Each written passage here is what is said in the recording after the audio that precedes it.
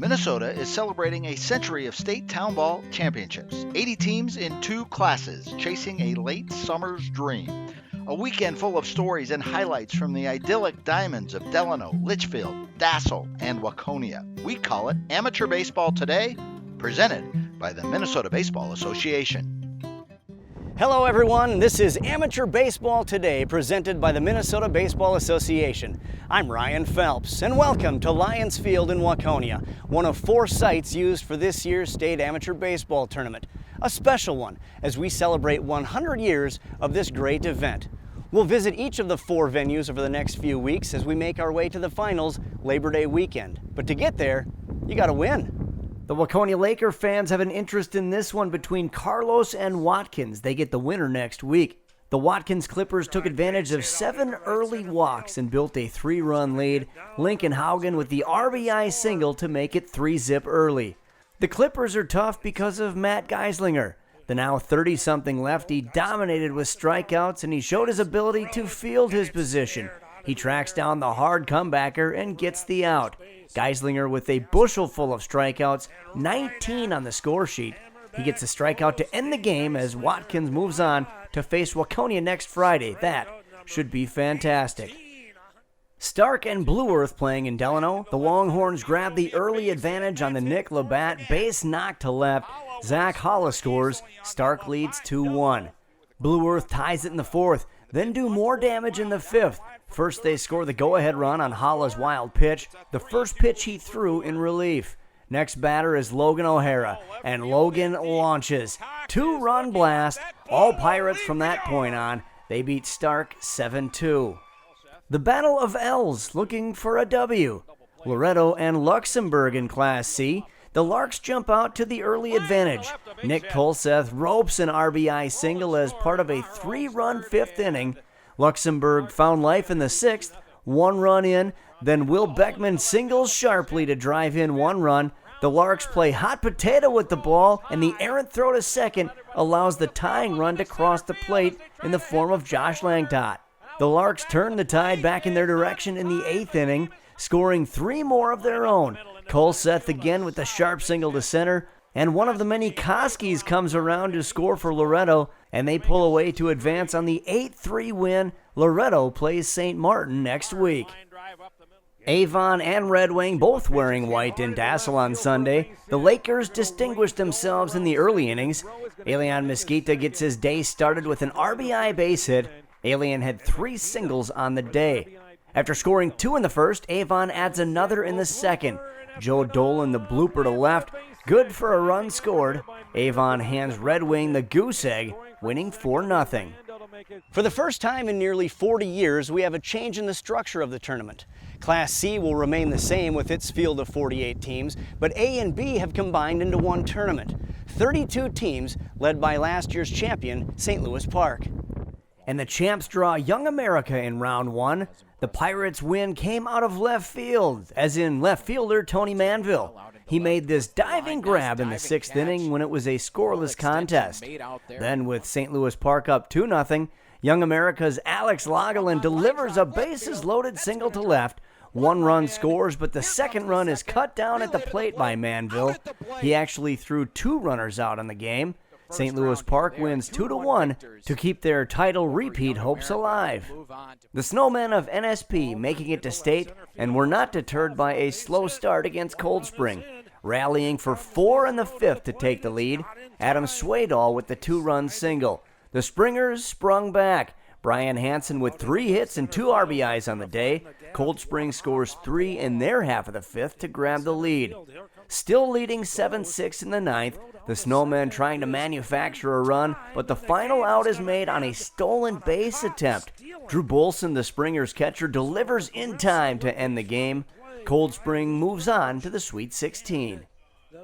A meeting of mudhens in Waconia, scoreless between St. Paul and Miesville until the 4th.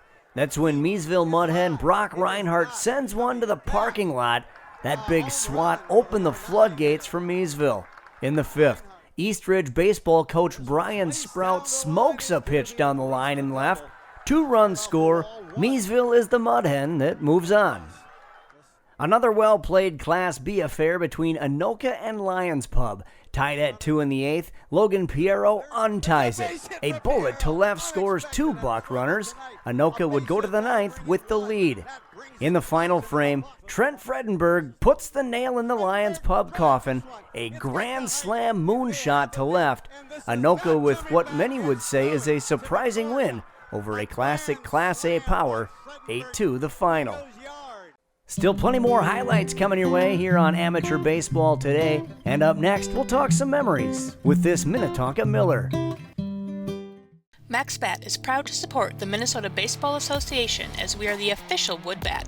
We take great pride in producing high-quality wood bats for professional, amateur, and youth baseball players worldwide. At MaxBat, our main focus is quality, customer service, and quick turnaround time.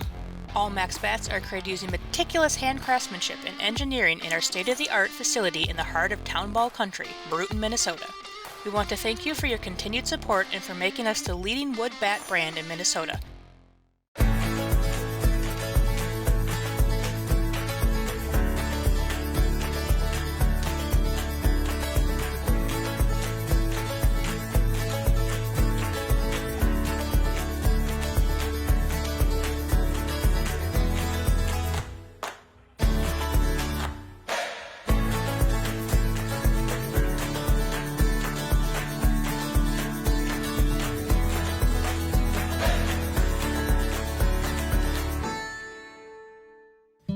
Amateur Baseball Today is brought to you in part by DuraEdge Engineered Soils.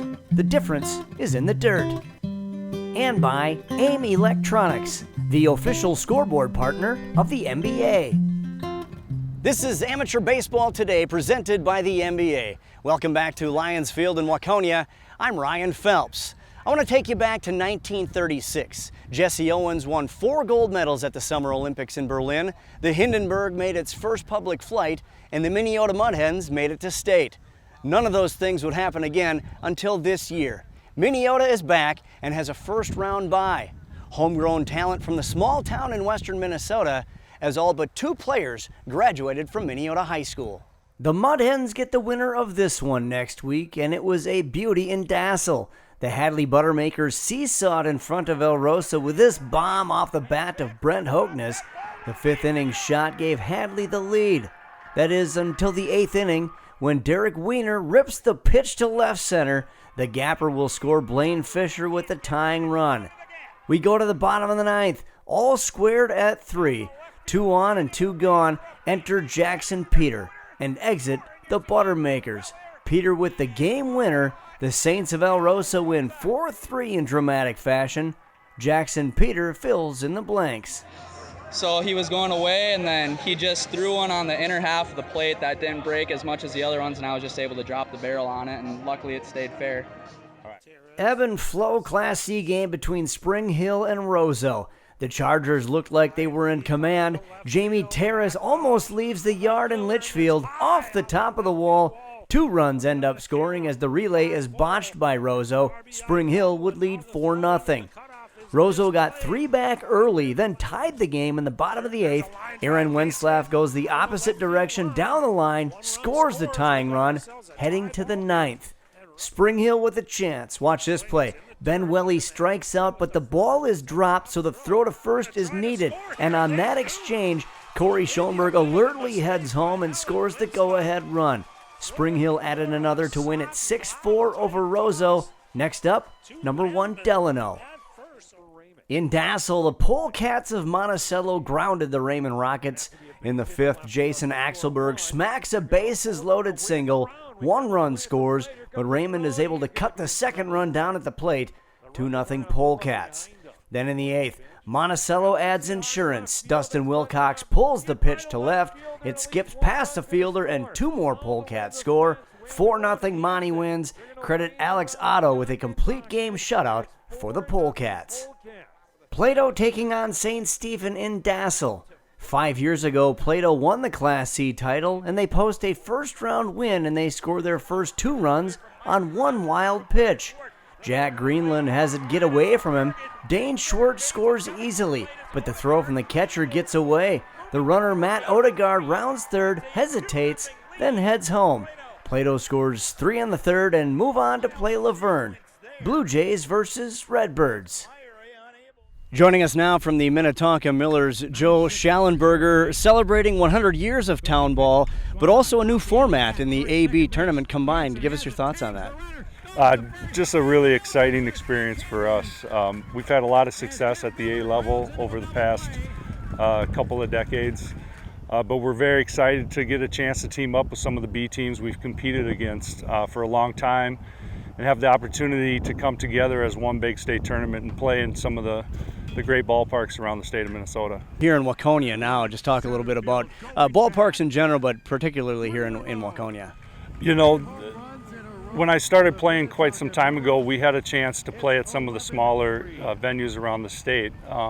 But as we got our own ballpark in Minnetonka and had a turf field there, we kind of have come closer to playing a lot more home games. But when you come out to a ballpark like this, you see the grandstand behind you and kind of just the way they take care of their field. It's a great opportunity to play on different parks, but also just see what different communities bring to the game of town ball. The tradition of baseball here in Minnesota speaks for itself. Talk about your thoughts on 100 years of this state tournament. It is pretty amazing that it's been around that long. I think one of the reasons is the towns around the state of Minnesota take such pride in being able to put a good product on the field. And then when you get to celebrate each year at the end of the year at different parts of the state, and you come together and you battle to find a champion for that season, it's a pretty unique thing that we are proud of as a state of Minnesota. I've been fortunate enough where my wife has supported my desire to continue playing for such a long time. But as my kids get older, it becomes more of a challenge to get to the ballpark. There are definitely thoughts in my mind as to when's the right time to hang him up, and I can't think of a better way than to go out on top with a state championship in the 100th anniversary of town ball. Minnetonka with a forfeit win over Victoria in round 1. On the other side of that bracket, St. Patrick and the Capitals of St. Paul, and the Irish prevail on the arm and bat of Ryan Fregis. The MSU product had 3 hits and drove in 2 on this knock. He also pitched 8 innings to get the win. The Irish from tiny St. Patrick were a Class C team last year. They're playing next in the Class B Sweet 16. Class B action between Andover and Baseball 365, and the boys from 365 erase a first-inning deficit with 2 of their own. Wyatt Rogers triples in a run. Rogers went 2 for 2 and scored on the day. Baseball 365 has a top arm in Noah Danner. He struck out 13 and fields his position to end the 8th. Baseball 365 cracks the Aces 6-2. Crazy finish between Sobieski and the Metro Knights in Class B. Sobieski down 3 in the 9th. They chip away. Scott Lickey delivers an RBI single. Score was 3-2 when catcher Riley Hirsch draws a bases-loaded full-count walk. This game is tied with a chance to win it. Matt Philippi drives one towards the gap, but how about this play by Bryce Campbell? The center fielder saves the day. That catch sends the game to the 10th. In extras, the Knights gain the advantage on the sacrifice fly by Josh Hatano. The go-ahead run scores, and the Knights knock off Sobieski in the first round. More highlights and reaction coming up on Amateur Baseball today. Plus, we hear from a small town with big dreams.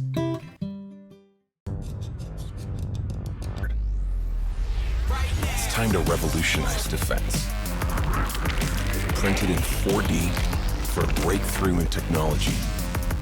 Ultra lightweight, resilient, form fit, game ready and pro tested.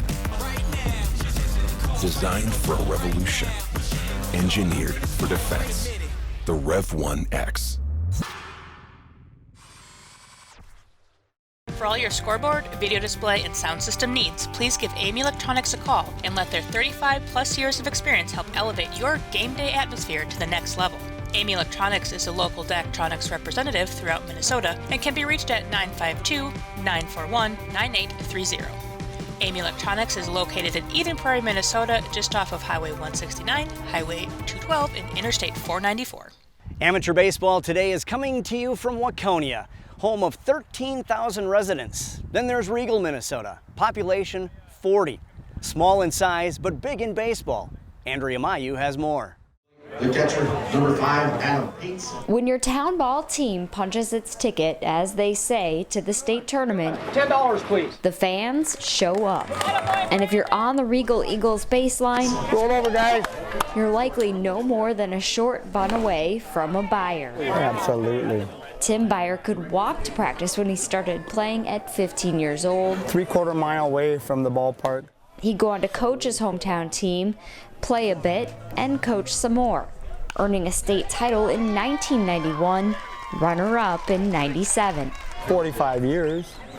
It's fun just coming to a game and relaxing, not have to worry about the other side. My Uncle Tim was the manager for a few years, and then he was ready to get out of it, and he wanted me to become the manager, so yeah, he kind of handed it off, and here we are. Nate Buyer now gets to craft his own era of Eagles ball with more family on the roster, building on a tradition of 15 state appearances for a town of 43. It's a really small town, tightly knit, you know, a lot of family, a lot of tradition. Baseball is the biggest thing in the town, most important, you know. Success on the field certainly helps, but so does having a gem of a ballpark. A sweet baseball field. We take a lot of pride in our field. We do a lot of work on it. We try to keep it up as nice looking as we possibly can. We have a really, really nice little league field, which it's really nice. And you get these out of town teams coming and raving about it, and then you get a player that wants to play on there and they stick around, and it helps recruiting.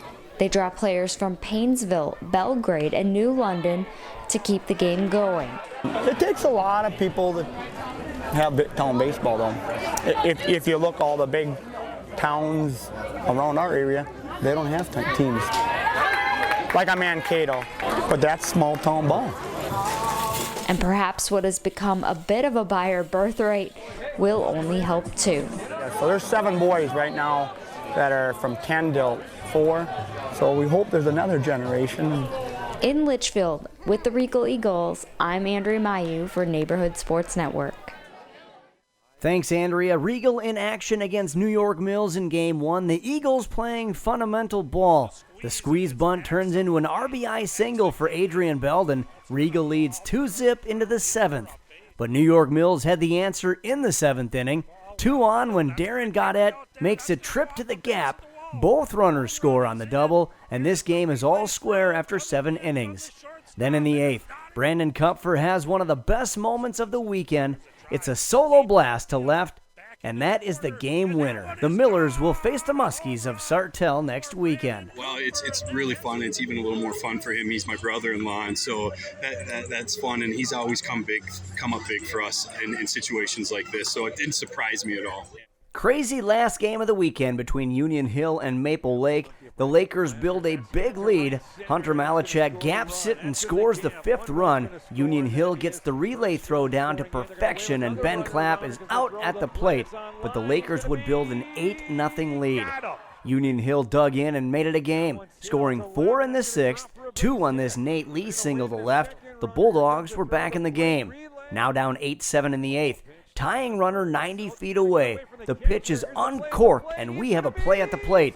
Nate Lee slides under the tag. Safe is the call. New ball game. Unbelievable. It would go 11 innings. Maple Lake withstands the collapse and scores 4 times in the 11th. The go-ahead run on Jake Bergstrom's opposite field single. The Lakers win 12-8. They move on to play Cortland in round 2. Vesely and Chisago Lakes have only 4 state appearances between them. They played a fantastic first-round game. The Warriors of Vesely took the lead in the 5th on this blooper past the shortstop by Mac Olson. Then the ball gets past the center fielder. Vesely plates 2, and they grab the lead midway through the game. But the lead was short-lived. Chisago Lakes gets it back in the bottom of the 5th. Alex Wilkie rips the pitch to center. Reed Marquardt beats the throw at the head-first slide. The Bulldogs took the lead for good in the 6th, and they win 4-3 and will now match up with Fergus Falls. Delano, the site for the Green Isle Irish, matching up with the Jackson Bulls in a Class C first-round game. 2-1 Irish in the 9th.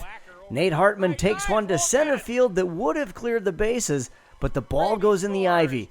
2-run ground rule double, 4-1 Green Isle. Give credit to Jackson. They rally back in their final at-bat. Easton Barr gets the base knocked to right. One Bull scores, making it 4-2. They add another and were threatening. 2 on, 2 out. Evan Olson with the slippery grounder to short. Lewis Meyer corrals and barely beats the runner to the bag at second. That is winning by an inch. Green Isle meets Jordan next week. 1 year ago, we were in Dundas for the 99th State Amateur Baseball Tournament. The Dukes, winners of 5 previous state titles, played host to Egan in Game 1 and escaped with a 4-3 victory. This year, they're back and face another big town in the first round. St. Paul's Highland Park had the assignment against Dundas, and the Dukes sent a quick and painful message.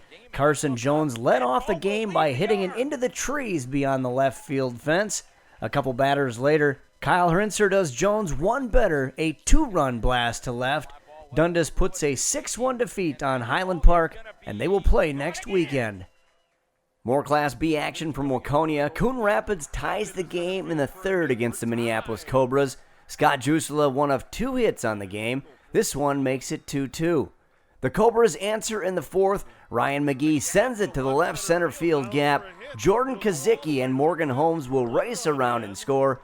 The Cobras take the lead for good and win it 5-3. Stockman's Irish from South St. Paul cleaned up the Moorhead Mudcats. Brody Paulson with the longest home run of the first weekend, landing somewhere in South Litchfield. That made it 3-0 in the 3rd. Paulson 4 RBIs on the day.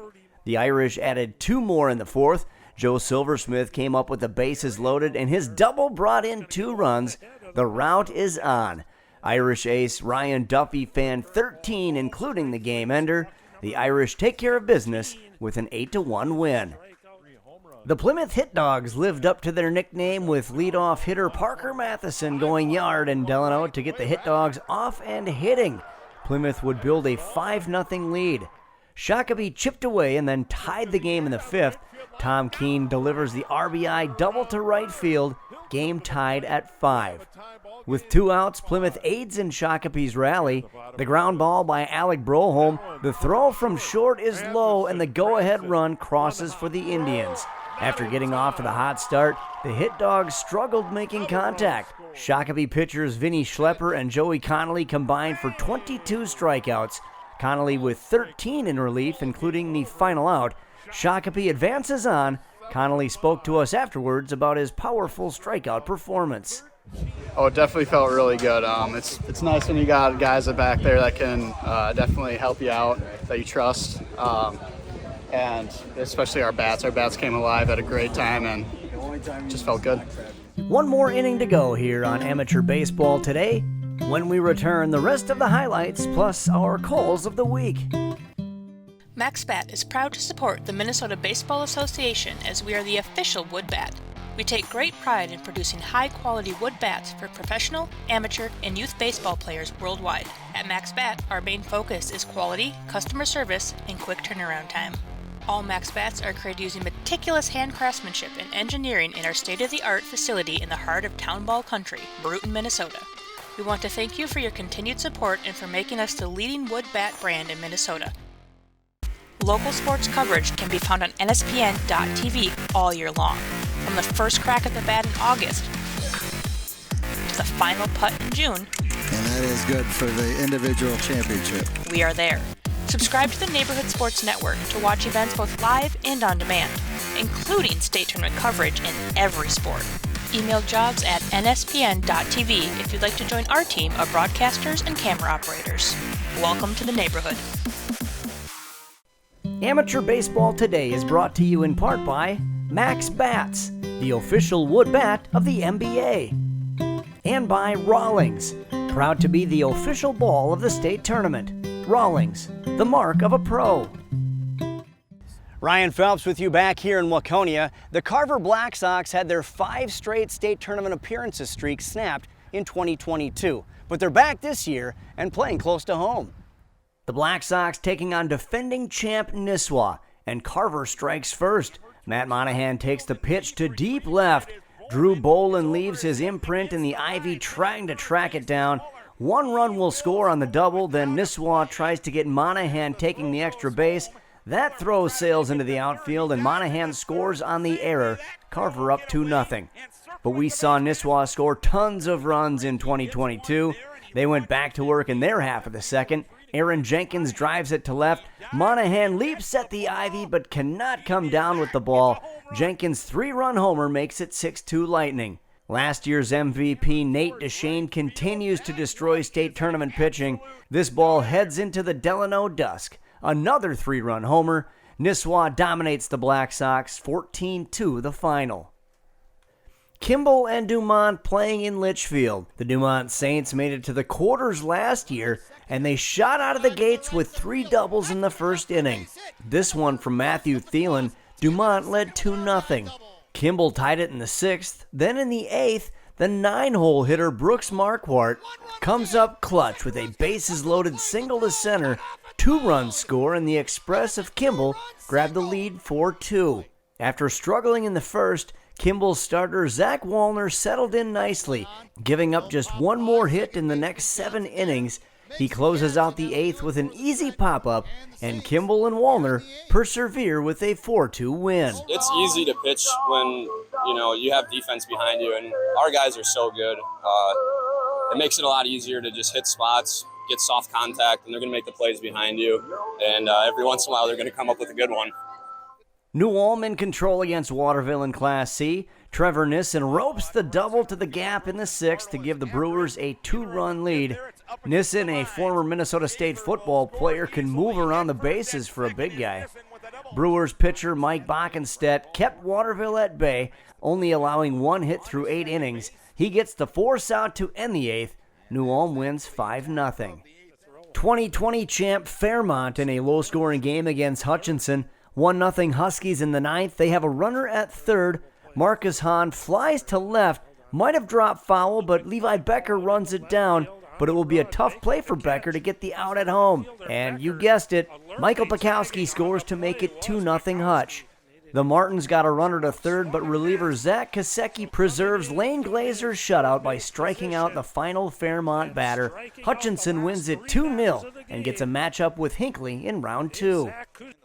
Late game Saturday in Dassel, and it was a nail-biter. Moorhead Brewer David Ernst was no-hitting St. Anthony into the 7th. Then Nico Rossler drills the comebacker, and it bounces off of Ernst. The no-hitter is done. But Ernst was far from finished, in a game far from finished. Ernst would be a factor with the batting helmet on. Ernst came up in the 10th inning with a runner in scoring position, and he cracks a base hit to break open a long scoreless tie. Ernst would end up getting thrown out at third base on the play, but his offensive work put the Brewers of Moorhead on top. David went back out for the 10th and put the Hogs in the pen. The strikeout to win it. 1-0. Ernst, a 10-inning complete game and game-winning RBI. Does it matter when the RBI comes, or does it have to be like, 8th, 9th, 10th inning or something like that? Whatever the game winner was. Golly, that's a great question. I am not sure. I might have to dig into the high school archives. I know for sure as a Brewer, I don't think I ever have as a Brewer. Back to Waconia for Hopkins and Chaska, and all the meaningful action took place in the 5th. The Berries score 3 runs with the help of 3 straight hits and an error. Brock Zimmer's RBI single broke it open as Hopkins gets on to round 2, beating Chaska 3-0. Air Freight in red won the State A tournament just 2 years ago, mainly on the left arm of Graham Lobsher. He added in cruise control in the first round against Northfield, outjousting the Knights and racking up strikeouts. Air Freight needs just a small amount of offense when Lobsher is dealing. They got their second run on this base hit by Charlie Bartholomew. Matthew Enck scores. In fact, he scored both Air Freight runs. Lobsher did the rest. 13 strikeouts for the Stillwater native. Air Freight advances and will be a tough out.